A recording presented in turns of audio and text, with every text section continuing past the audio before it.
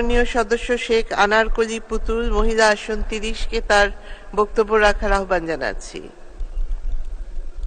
মাননীয় সদস্য, আপনাকে ধন্যবাদ।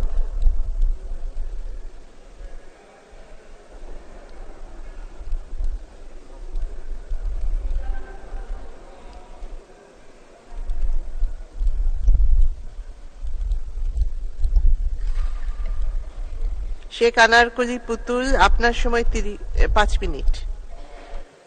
বিসমিল্লাহির রহমানির রহিম। আসসালামু আলাইকুম।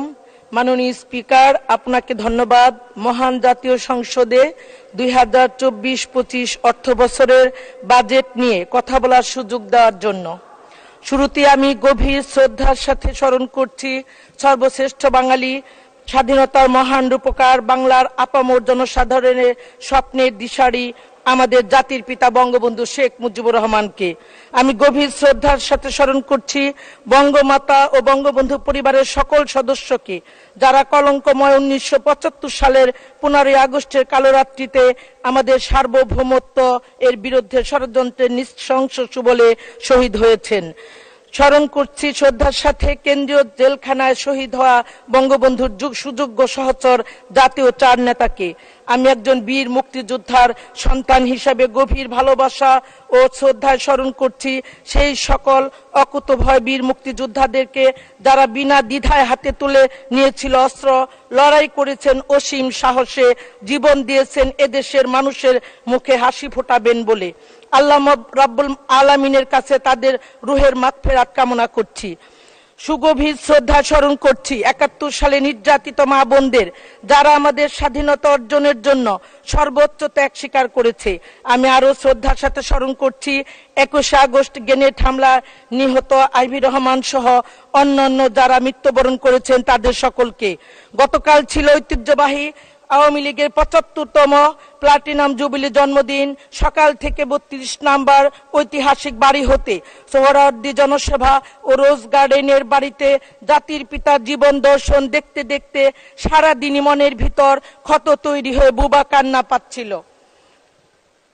কবির ভাষায় বলতে হয়, একটি পতাকার জন্ম দিয়ে নিজেই হয়েছ পতাকা, পিতা তোমার বুকের উপর বিশ্বের মানচিত্র আঁকা।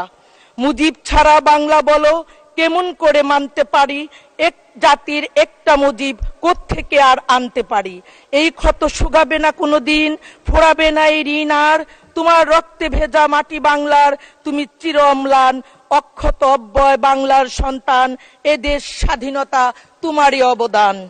মাননীয় প্রধানমন্ত্রী, দেশরত্ন শেখ হাসিনার দক্ষ দূরদর্শীপূর্ণ নেতৃত্ব দেশ এগিয়ে চলেছে দুর্বার গতিতে।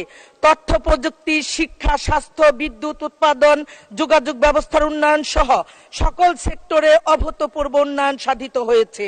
সামাজিক নিরাপত্তা বলয়, কর্মসংস্থানের সুযোগ সৃষ্টি সহ বেড়েছে মানুষের জীবনযাত্রার মান। মাননীয় প্রধানমন্ত্রী জননেত্রী শেখ হাসিনার হাত ধরে বঙ্গবন্ধুর স্বপ্নের বাংলাদেশ বাস্তবায়ন প্রতিনিয়ত চলছে। 2040 সালের মধ্যে বাংলাদেশ উন্নত দেশে পরিণত হবে আমাদের প্রত্যাশা, কারণ আমাদের একজন শেখ হাসিনা আছে, যা অন্য দেশে নাই। মৃত্যুঞ্জয়ী এক স্বপ্নের ফেরিওয়ালা, রূপকথার গল্পের নায়ক শেখ হাসিনা। গড়েছো তুমি বাবার স্বপ্নের সোনার বাংলা, বিশ্ব দরবারে এনেছো দেশের সম্মান। কোটি মানুষের হৃদয়ে নিয়েছো ঠাঁই, দারিদ্রকে দিয়েছো দেশ থেকে বিদায়। আমি আমার এলাকার কথা বলি। আমার ঢাকা 1 আসনের দুহান-নবাবগঞ্জের আমার মাননীয় সংসদ, আমার অভিভাবক জনাব সালমান ফজলুর রহমান মাননীয় প্রধানমন্ত্রীর কাছে দুহান-নবাবগঞ্জের পদ্মা নদী ভাঙন কবলিত এলাকার মানুষের দুঃখ দুর্দশার কথা তুলে ধরার সাথে সাথে আমাদের মাননীয় প্রধানমন্ত্রী পদ্মা শাসন করে দুহান-নবাবগঞ্জের মানুষকে পদ্মার ভাঙন থেকে রক্ষা করেছেন। মানুষের দুর্দশা লাঘব হয়েছে, এখনো কাজ চলমান। আমাদের দুহান-নবাবগঞ্জের বাসীর দাবি, ঢাকার অনেক কাছে আমাদের দুহান-নবাবগঞ্জ, যাতায়াত ব্যবস্থা খুবই এখনো সেরকম উন্নত হয়নি। মেট্রো রেল দোহার-নবাবগঞ্জে মানুষের প্রাণের দাবি।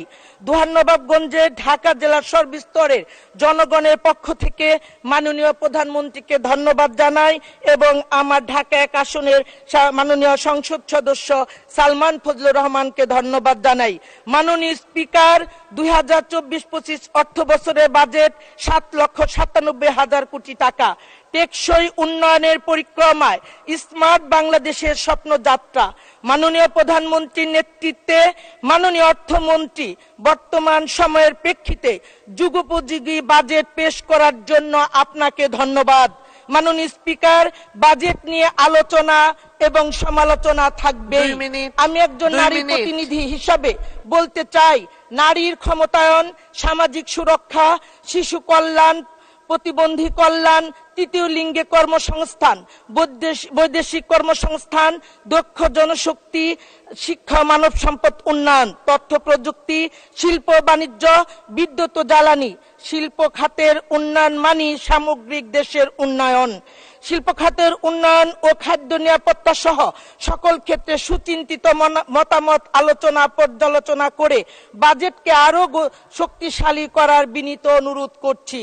এই বাজেটের মূল উদ্দেশ্য অর্থনৈতিক স্থিতিশীলতা, দ্রব্যমূল্য সকলের ক্রয় ক্ষমতার মধ্যে রাখার জন্য সর্বাত্মক প্রচেষ্টা, কৃষি খাতে প্রয়োজনীয় সহায়তা প্রদান এবং খাদ্য নিরাপত্তা নিশ্চিতকরণ, মৌলিক স্বাস্থ্যসেবা উন্নত এবং সম্প্রসারিতকরণ, তরুণদের প্রশিক্ষণ, আত্মসংস্থানের ব্যবস্থা নিশ্চিতকরণ, সম্ভাব্য সকল সেবা ডিজিটালাইজড করা সহ সর্বস্তরের প্রযুক্তির ব্যবহার, ভৌত অবকাঠামোর উন্নয়ন, সামুদ্রিক সম্পদের সর্বোত্তম ব্যবহার, আর্থিক খাতে শৃঙ্খলা নিশ্চিতকরণ, জলবায়ু পরিবর্তনের প্রভাব মোকাবেলার পদক্ষেপ গ্রহণ, জনকল্যাণমুখী জবাবদিহিতামূলক দক্ষ স্মার্ট প্রশাসন গড়ে তোলা, দুর্নীতির বিরুদ্ধে জিরো টলারেন্স নীতি অব্যাহত রাখা। মাননীয় স্পিকার, মাননীয় প্রধানমন্ত্রী, আপনি আমাদেরকে দিয়েছেন এলিভেটেড এক্সপ্রেসওয়ে, তৃতীয় টার্মিনাল, রূপপুর পারমাণবিক বিদ্যুৎ কেন্দ্র, শিক্ষা, কৃষি, খাদ্য, পুষ্টি, আর্থিক অন্তর্ভুক্তি, মেট্রো রেল, স্বাস্থ্যসেবা, আশ্রয়ন প্রকল্প, বঙ্গবন্ধু শেখ মুজিব রেল সেতু, পদ্মা সেতু, কর্ণফুলী টানেল, পায়রা তাপ বিদ্যুৎ কেন্দ্র, স্থানীয় সরকারের নারী প্রতিনিধি বাধ্যতামূলক, সমৃদ্ধ স্মার্ট বাংলাদেশের অগ্রযাত্রা করে আমাদের করেছেন গর্বিত, সম্মানিত, মর্যাদাশীল। শেষ করুন মাননীয় সদস্য। আমাকে আরেকটু সময় বাড়িয়ে দিবেন, একটু 2 মিনিট। না, 1 মিনিট শেষ করবেন। সকল দিক বিবেচনা করলে 2024-25 অর্থ বছরের বাজেট আওয়ামী লীগের জাতীয় নির্বাচনী ইস্তাহারে বাস্তবায়ন, 2040 সালের মধ্যে উন্নত সমৃদ্ধ স্মার্ট বাংলাদেশ বিনিয়োগের লক্ষ্যে ধারাবাহিক অগ্রযাত্রার প্রতিফলন। জাতির পিতা বঙ্গবন্ধুর স্বপ্নে সোনার বাংলা গড়তে মাননীয় প্রধানমন্ত্রীর দিক নির্দেশনায় অদম্য গতিতে এগিয়ে চলছে বাংলাদেশ। বঙ্গবন্ধুর তনয়া, মানবতার মা, আজব এক দেশ প্রেমী, তুমি করেছো ডিজিটাল স্বদেশ, তোমার তুলনা তুমি নিজেই, তুমি চিরসবুজের বাংলাদেশ। জয় বাংলা, জয় বঙ্গবন্ধু। আসসালামু আলাইকুম। ধন্যবাদ মাননীয় সদস্য। আমি এখন